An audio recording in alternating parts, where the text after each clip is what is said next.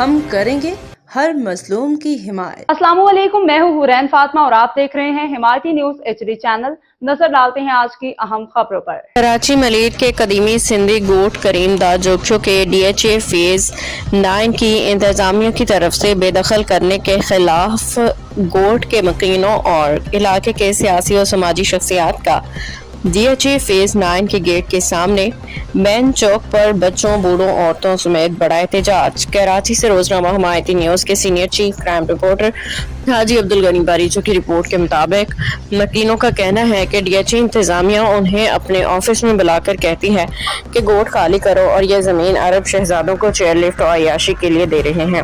DHA کے انتظامیہ drone camera کے ذریعے گاؤں والوں کی تذلیل کرتے ہیں، جس سے پردے میں خلل پڑتا ہے، معصوم بچے خوفزدہ ہوتے ہیں۔ DHA کی انتظامیہ سادہ کپڑوں میں ملبوس لوگوں کو بھیجتی ہے اور وہ خود کو خفیہ ایجنسیوں کے لوگ کہلاتے ہیں اور گاؤں والوں کو ہر طرح سے ہراساں کرتے ہیں۔ گاؤں کا مکینوں کے آباء و اجداد کا قبرستان بھی گوٹ کے مرکز میں واقع ہے۔ احتجاج کی نمائندگی علاقے کے سیاسی سماجی رہنما محمد سلیم سالار، مجاہد سلیمان جوکھیو، رضوان جوکھیو اور گوٹ کے مکین عابدین جوکھیو، حاجی عبدالغفور جوکھیو، قمر الدین جوکھیو اور دیگر کر رہے تھے۔